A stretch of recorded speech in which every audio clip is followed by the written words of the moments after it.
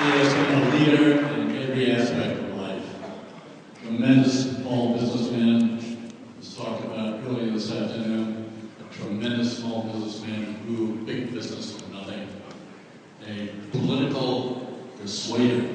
That is what we need for Libertarian candidates.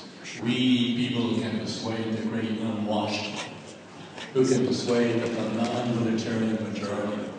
That's what we need for a candidate, and that's what Gary Johnson has proved that he can do.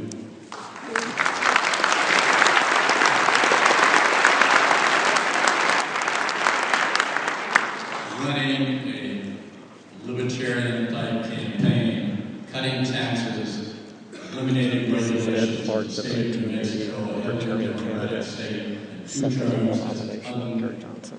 Matched feet for a Libertarian candidate.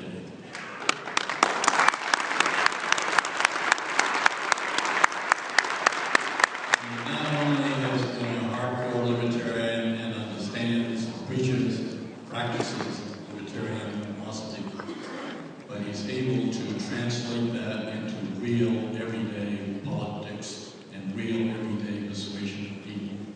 And he has the stature, I think, not only to attach himself to millions of Americans, but also to crack the media, because he is into public policy and the media isn't respected.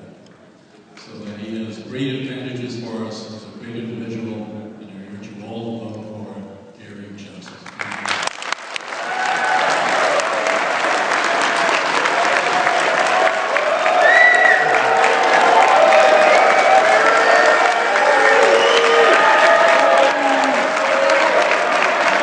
Thank you very much. I want to be the Libertarian nominee for president.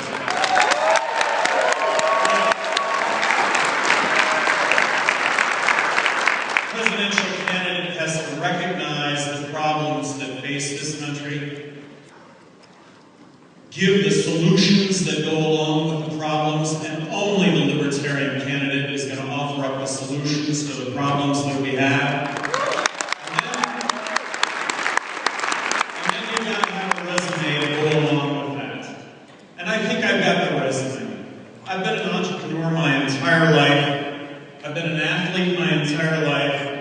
I got to be governor of New Mexico for 2 terms.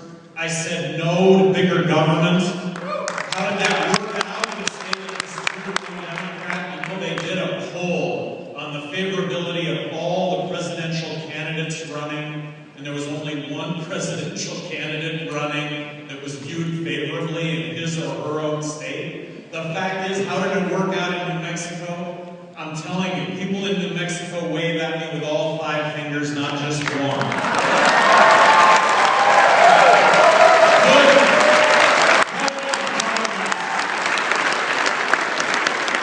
Good government was easy. It wasn't hard. It was easy to look at issues first, second, third, last, politics last, non-existent, and people saw it. I really do think I have a resume when it comes to civil liberties that I've got it in spades. I really think that I've got it in spades when it comes to fiscal responsibility. And I base that on the fact that I may have vetoed more legislation than the other 49 governors in the country combined.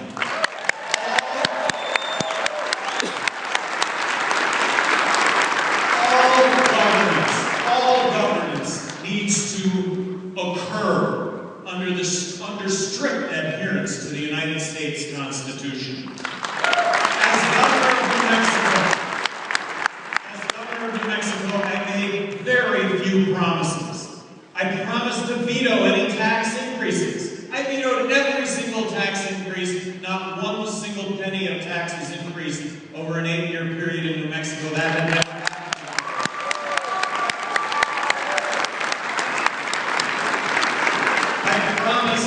That there would be fewer state employees when I left office than when I got there.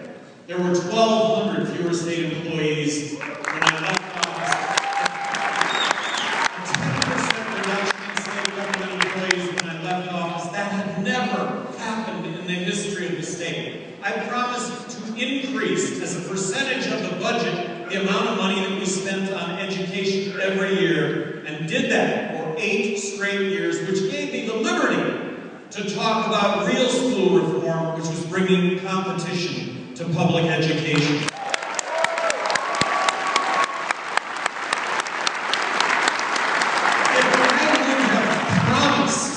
Everything that I delivered as governor of New Mexico, I would have never been elected, because I would have been just another blowhard politician. As president, I am promising to submit a balanced budget to Congress. As president, I am promising to veto legislation where expenses exceed revenue. As president, I am promising to advocate on the part of the fair tax. And look, I'm listening. I promise to advocate on the part of the less unfair tax. I promise to end the military wars. I promise to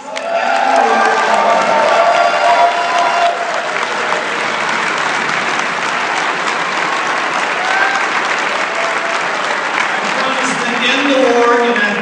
I promise to bring the troops home. I promise to end the costly and ineffective war on drugs.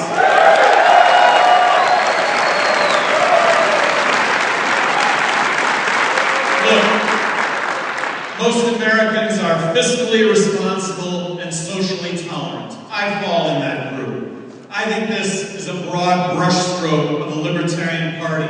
A broad brushstroke of the Libertarian Party is government needs to exist to protect us against force and fraud. Government needs to exist to protect us against individuals, groups, corporations, countries that would do us harm. Imagine a Libertarian president challenging Congress to bring about marriage equality.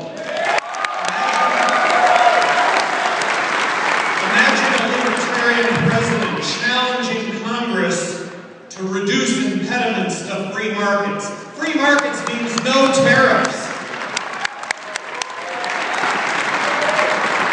Imagine a Libertarian candidate for president challenging Congress to repeal the Patriot Act, abolish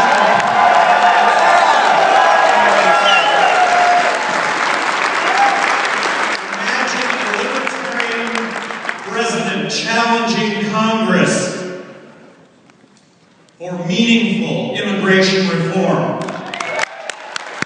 The Libertarian candidate for president is going to be the only candidate talking about gun rights and gay rights in the same sentence. The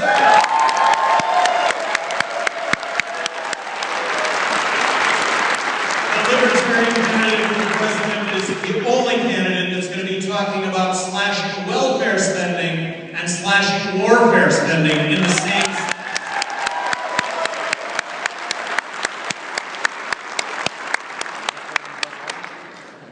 The change to me to be a libertarian is not a change. I have always been a libertarian. I pledge to be active in the Libertarian Party beyond the 2012 election.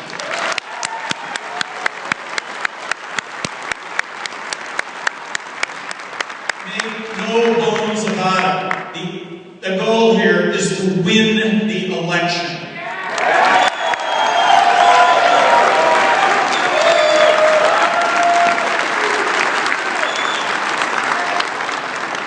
It's always been about the message.